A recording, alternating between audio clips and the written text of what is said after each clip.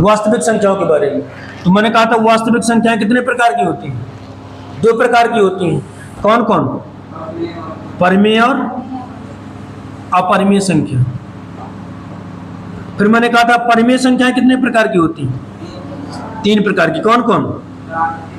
प्राकृतिक संख्या, पूर्ण संख्या और पूर्णांक संख्या। बताया था बेटा। और फिर अपरिमेय संख्या का मैंने कहा शादी नहीं हुई थी तो बेचारा स्थिर क्या हो गया था, रह गया था, घर से बाहर नहीं निकल पाया था। फिर मैंने कहा था प्राकृतिक संख्या कितने प्रकार की? 4 प्रकार की बताई थी। कौन कौन? सम, विषम, भाज्य और अभाज्य। आई बस ये बताया था कि नहीं बताया था मैंने? अब मैं चर्चा किसकी कर रहा हूं बेटा? वास्तविक संख्याओं। वास्तविक मैंने ये एक बात और कही थी, यदि ऊपर से जब नीचे जाते हैं तो सभी मतलब कुछ सही होता है। जैसे मैं कह दूं कुछ वास्तविक संख्याएं परिमेय संख्याएं, बिल्कुल बात सही है सही कि नहीं? मैं कह दूं कुछ वास्तविक संख्याएं अपरिमेय संख्याएं, बिल्कुल बात सही है। इसी से क्या हुआ है? पैदा हुआ है। मैं कह दूं कुछ परिमेय संख्याएं प्राकृतिक संख्याएं, बिल्कुल बात सही है। परिमेय संख्या को p/q के रूप में लिखा जा सकता है। मैं कह दूं कुछ परिमेय संख्या पूर्ण संख्या, ये भी बात सही है। मैं कह दूं कुछ परिमेय संख्या पूर्णांक संख्या, ये भी बात सही है। लेकिन मैं कह दूं कि सभी परिमेय संख्या वास्तविक संख्या, ये भी बात सही है। इस पृथ्वी की जितनी परिमेय संख्या होंगी कहां से निकली थी? वास्तविक संख्या से। तो वास्तविक संख्या बन जाएंगे कि नहीं बन जाएंगे? मैंने कहा सभी अपरिमेय संख्या वास्तविक संख्या, ये भी बात सही है। आई बात समझ? तो मैंने कहा था जब नीचे से ऊपर से नीचे आते हैं तो क्या होता है? कुछ सही होता है। लेकिन जब नीचे से कहां जाते हैं? ऊपर, तो सब सही होता है। सभी भी सही होगा और कुछ भी सही होगा। मैं जैसे कह दूं कि सभी बच्चे रसगुल्ला खाते हैं, फिर कह दो कुछ बच्चे रसगुल्ला खाते हैं। जब सब खाते तो कुछ तो खाते ही होंगे ना। आई बात समझ? मैंने कहा क्लास के सभी बच्चे क्या खाते हैं? रसगुल्ला। और फिर कुछ देर बाद मेरा मूड बदल जाए, मैंने कहा कुछ बच्चे रसगुल्ला खाते हैं। जब सब खाते रहे तो कुछ तो खाते ही रहे होंगे ना। आई बात समझ में? ये बात याद रखना। मैं बताना चाहता हूँ आपको अभी किसके बारे में? वास्तविक संख्याओं के बारे में। किसके बारे में? वास्तविक संख्याओं के बारे में। तो मुझे ये जानना कि वास्तविक संख्या कहते किसे? मान लो चैप्टर का नाम है वास्तविक संख्या, आप यहाँ से पढ़ के जाओ, कोई पूछ रहे क्या पढ़ के आए? बोले वास्तविक संख्या पढ़ के आए। बोले बताओ क्या होती है वास्तविक संख्या? अब नहीं पता है तो मास्टर को गिराओगे कि नहीं गिराओगे? तो कैसा मास्टर है, मतलब पढ़ा दिया वास्तविक संख्याओं के बारे में पता नहीं है। ठीक, तो पहले जाने वास्तविक संख्या, रियल नंबर। आपने देखा होगा एक मानव होता है और एक क्या होता है? भूत होता है। भूत को तो किसी ने देखा नहीं, कल्पना की कि भूत होता है। इसी प्रकार काल्पनिक संख्याओं की हम कल्पना करते हैं कि मान लेते हैं कि ऐसा होता है। यदि किसी को अचानक मान लो भूत दिख जाए फिर क्या होगा? जैसे एक बार क्या हुआ, अयोटा नाम का एक व्यक्ति था। कौन था? अयोटा। उसने मतलब जब हल कर रहा था कोई चीज तो उसमें माइनस का 1 आ गया था अंदर। क्या आ गया था? माइनस की संख्या आ गई थी, माइनस का 1। अब इसने दिमाग लगाया कि भाई यार ये माइनस का 1 को कैसे बाहर निकाला जाए। गरीब आदमी को बाहर निकालने में थोड़ा सा कष्ट होता है कि नहीं होता? मान लो तुम्हारे पास कुछ ना हो, ना कपड़े हो, ना खाने पीने के लिए कुछ हो, तो तुमको रोड में चलने में थोड़ा सा क्या होगा? लोग तुमको पगला समझेंगे। अब आपके पास क्या हो? पैसा हो, लोग तुमको क्या समझेंगे? चाहे कुछ ना हो तुमसे, ज्ञान कुछ ना हो। जैसे गांव के ठाकुर को देखा होगा, ठाकुर साहब के 100 बीघा जमीन होती है और दिमाग कम होता है कि नहीं होता? ज्यादातर वो कुछ, अब तो नहीं है, कुछ लोग पुराने जमाने में ऐसा हुआ करता था। तो उसी प्रकार यहाँ पर होता है, एक मानव होता है और दूसरा क्या होता है? भूत। तो मानव, ये भूत जो होता है एक काल्पनिक संख्या हो गई हमारी। मानव जो होता है क्या हो गई?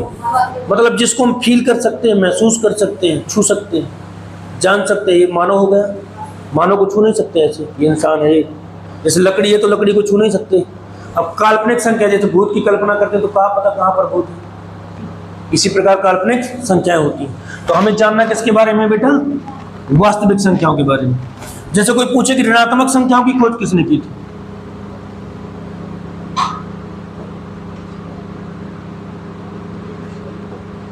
ऋणात्मक संख्याओं की खोज, तो क्या बताओगे बेटा?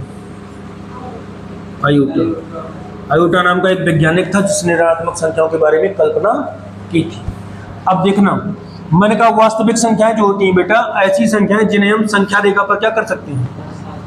संख्या प्लस रेखा। तो रेखा कैसे बनती है?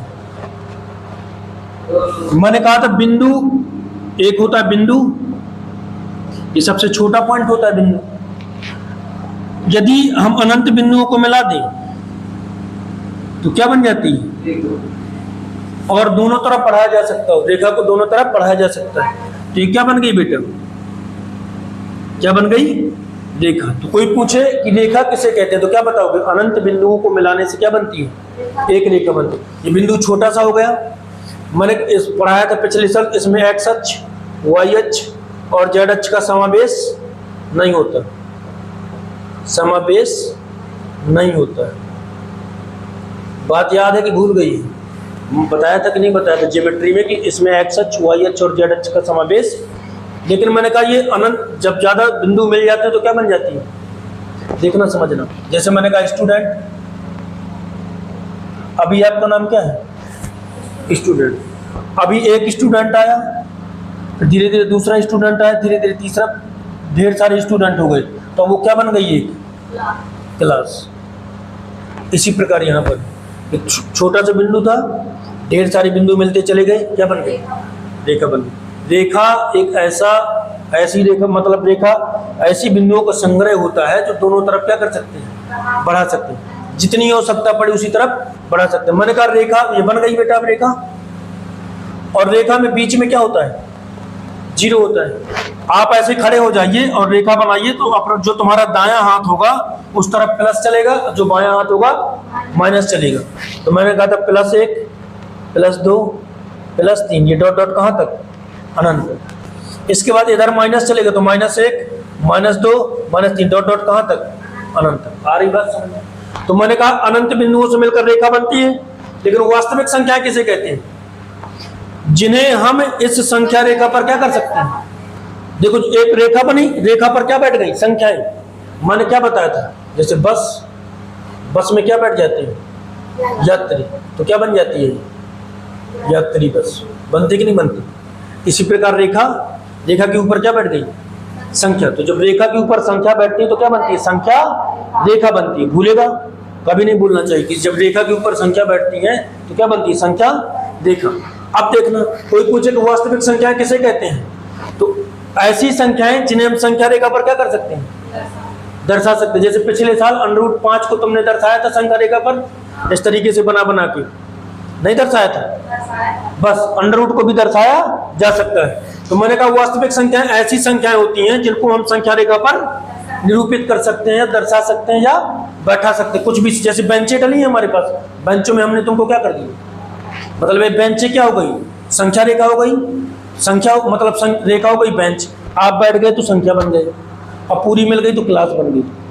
आई बात समझ में? तो कोई पूछे कि वास्तविक संख्या है तो आंख बंद करके बता सकते हो कि ऐसी संख्याएं जिन्हें हम संख्या रेखा पर क्या कर सकते हैं? बैठा सकते हैं या निरूपित कर सकते हैं, क्या कहलाएंगे? वास्तविक संख्या कहलाएगी। भूलेगा आप? नहीं भूलेगा। वास्तविक संख्या कितने प्रकार की? 2 प्रकार की, परमेय और अपरमेय। परमेय संख्या जिनको हम P/Q के रूप में लिख सकते हैं, जिसको हम P/Q के रूप में क्या कर सकते हैं? लिख सकते हैं। लेकिन वो अपरमेय संख्या है जिन्हें हम P/Q के रूप में नहीं लिख सकते। आई बात समझ में? इसके बाद मैंने कहा परमेय संख्या कितने प्रकार की होती है? आपने बताया कितने प्रकार की? पिछले साल पढ़ के आए हैं आप।